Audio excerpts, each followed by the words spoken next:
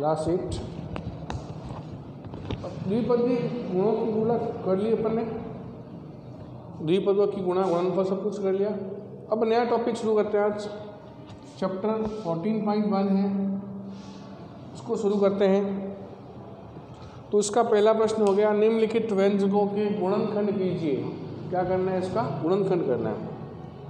बहुत ही easy chapter है, पीछे 6-7 में आपने पढ़ा है, उसी को थोड़ा बड़ा रूप में दिया हुआ है, एकदम आराम से समझ में आ जाएगा। जैसे देखो पहला प्रश्न क्या दिया हुआ है, एकदम समझो आराम से, कोई दिक्कत नहीं आएगी, बहुत सिंपल टॉपिक है। 7x - 42, 7x - 42। तो इसमें अगर अपन ध्यान से देखें तो दो पद हैं, एक पद यहाँ है और एक पद यहाँ है। भैया माइनस का चिन्ह लगा हुआ ना, माइनस के इधर एक पद है और माइनस के इधर भी एक पद है, दो पद है। हमें करना क्या है, इनका गुणनखंड ज्ञात करना है। ज्ञात क्या करना है, गुणनखंड ज्ञात करना। बहुत सिंपल चीज़ है। तो एक पद ये है, एक पद ये है। चलो पहला पद लेते हैं अपन। पहला पद क्या है, पहला पद है 7x। तो 7x का सार्व गुणनखंड करेंगे, 7x का सार्व गुणनखंड करेंगे। तो 7x का हो जाएगा 7 × x,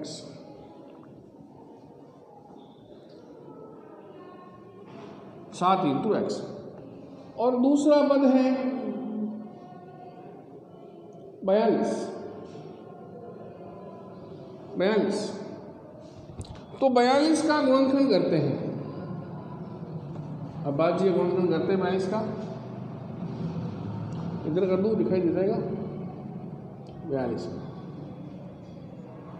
2 के पाड़े से दिया 21 आया, 3 के पाड़े से दिया 7 आया और 7 के पाड़े से दिया 1 आया। तो ये हो गया 42 का गुणनखंड। क्या गुणनखंड हुआ 42 का, 2 × 3 × 7। आगे बात समझ में, जितने पद दिए हुए हैं उन पदों के क्या कर लो, पहले अभाज्य गुणनखंड कर लो, टुकड़ा कर लो उसको। बहुत अच्छा टॉपिक है, आगे बहुत काम आएगा ये। जब गुणनखंड बड़ा करेंगे तो उसमें बहुत काम आता है ये। तो अभी समझ में आ जाएगा तो दिक्कत बाद में नहीं आएगी आपके। तो पहला पद क्या था, 7x, 7x। दूसरा पद क्या है, 42, 42। 7x का गुणनखंड क्या हो गया, 7 × x हो गया। गुणनखंड 42 का क्या हुआ, 2 × 3 × 7। ये अपन ने यहाँ कर लिया, गुणनखंड साइड में कर लिया अपन, 2 × 3 × 7 हुआ। ठीक है, हो गया। अब देखो प्रश्न क्या है अपना, 7x - 42। प्रश्न क्या है अपना, 7x - 42, ये प्रश्न है। अब 7x का टुकड़ा किया आपने, क्या टुकड़ा किया, 7 × x माइनस टुकड़ा किया 42 का आपने, क्या किया, 2 × 3 × 7। 7x का टुकड़ा हुआ, क्या हुआ, 7 × x हुआ। 42 का टुकड़ा क्या हुआ, 2 × 3 × 7 हुआ। हो गए दो टुकड़े। अब देखो इन दोनों में जो आपने दो पद दिए हुए हैं उनका टुकड़ा किया है, इन दो पदों में कॉमन, जिसको बोलते हैं अपन उभयनिष्ठ। जैसे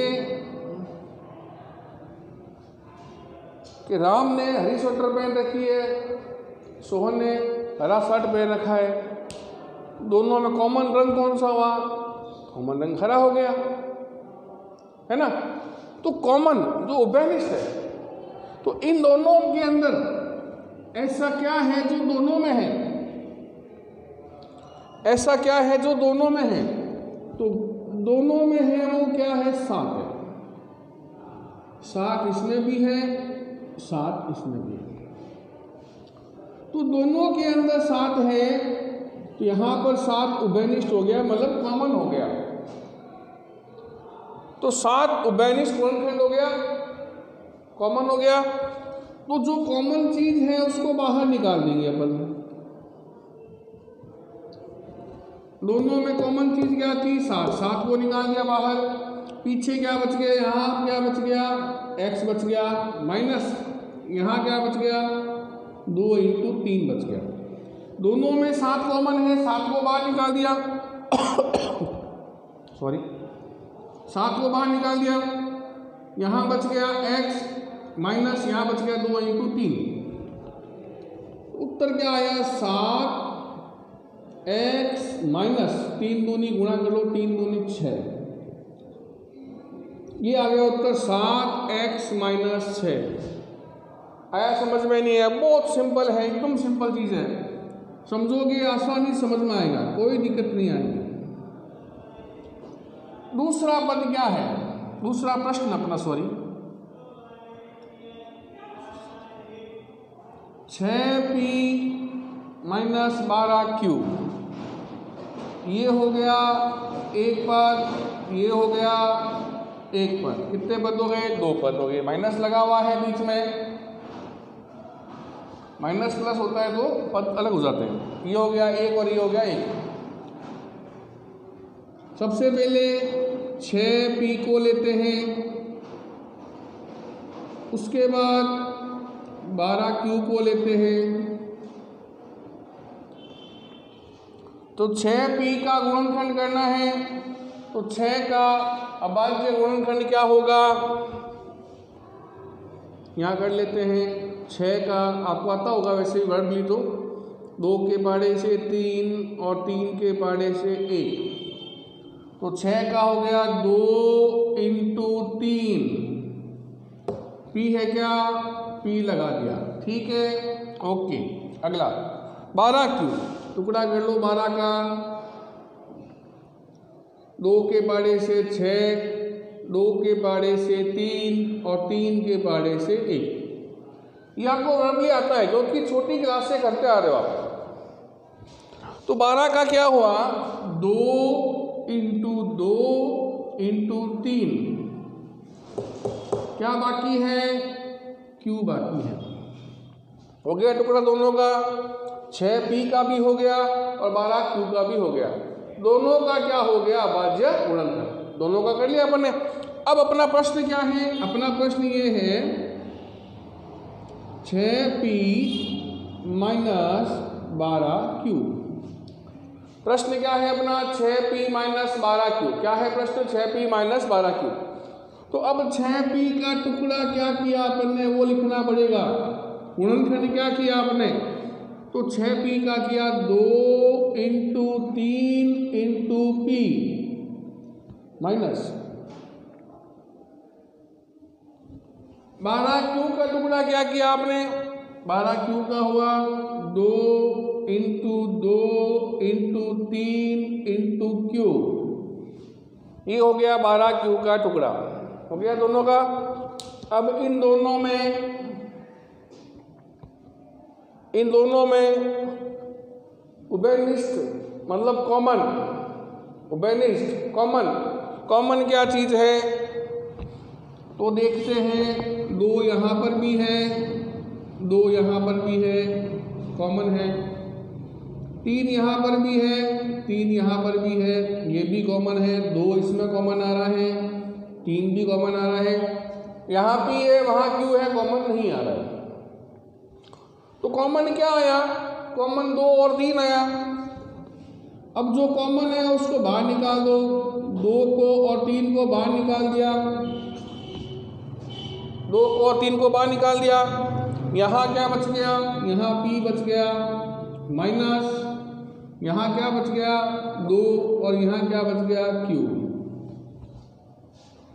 2 और 3 को बाहर निकाल दिया, 2 3 बाहर निकाला। यहाँ क्या बचा? p बचा, p लिख दिया, माइनस यहाँ 2 3 बार निकाल दिया, क्या बचा, क्यू बचा, तो क्या आ गया यहाँ पे 2q, क्या बच गया 2q। गुणा कर लो, 3 दूनी 6, 6p - 2q, ये क्या आ गया, इसका आंसर आ गया। आगे समझ में नहीं आया, आगे हमके समझ में कोई दिक्कत किसी को नहीं होनी चाहिए। अगला प्रश्न, 7a² + 14a,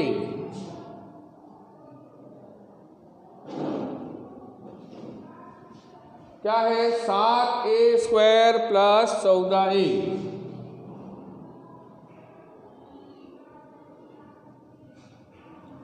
7a² ये एक पद हो गया, 14a ये दूसरा पद हो गया। 7a² पहला पद हो गया, 14a क्या हो गया, दूसरा पद हो गया। हो गए 2 पद इसमें। तो पहला पद क्या है आपके पास में, पहला पद है 7a² बराबर, और दूसरा पद क्या है आपके पास में 14a बराबर। पहला पद है 7a², दूसरा पद है 14a। तो 7 का गुणनखंड तो क्या होता है, 7 ही होता है, 7 के बारे में आता है केवल। तो 7 का गुणनखंड हुआ 7 इंटू, अब यहाँ a² है, a² है मतलब a कितनी बार होगा, 2 बार होगा, a इंटू a, 7a² है मतलब a 2 बार है, a इंटू a। आगे बात समझ में, चलो नेक्स्ट। 14 का गुणनखंड करेंगे 2 के बाड़े से 7 बार, 7 के बाड़े से 1 बार, हो गया क्या हुआ 2 इंटू 7, क्या पड़ा है a पड़ा है, a आ गया। हो गए दोनों टुकड़ा, दोनों के अभाज्य गुणनखंड कर लिए, हो गए। अब प्रश्न क्या है अपना, प्रश्न है अपना 7a² + 14a। प्रश्न क्या है, 7a² + 14a, ये प्रश्न है। तो चलो 7 का टुकड़ा क्या किया आपने, 7 into a into a plus 14a का टुकड़ा क्या किया आपने, 2 इंटू 7 इंटू a, हो गया दोनों का टुकड़ा। अब कॉमन जो आ रहा है उसको अलग करना है। कॉमन यहाँ कितना आ रहा है 7, यहाँ कितना आ रहा है 7, यहाँ कितना आ रहा है a, यहाँ कितना आ रहा है a। तो दोनों में कॉमन चीज क्या आ रही है, दोनों में कॉमन चीज 7a आ रही है। दोनों में कॉमन चीज क्या है, दोनों में कॉमन चीज 7a है। तो 7a को बाहर निकाल देंगे अपन,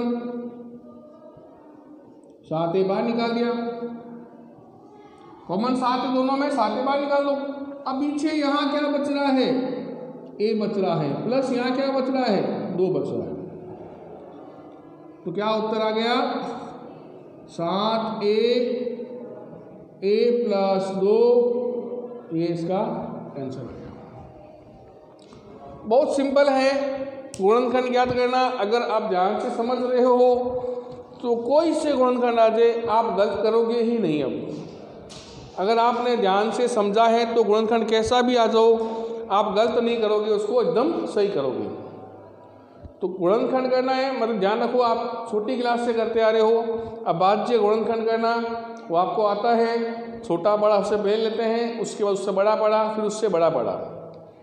तो अगर इसमें कोई समस्या आ रही है आप पूछ सकते हैं। तो आज के लिए इतना ही। कोई दिक्कत आई है कमेंट में बताएं हमें, क्या दिक्कत आ रही है, कहाँ दिक्कत आ रही है, पर्सनल मैसेज कर दें ग्रुप में अपने। तो आज के लिए इतना ही, बाकी कल करेंगे। धन्यवाद।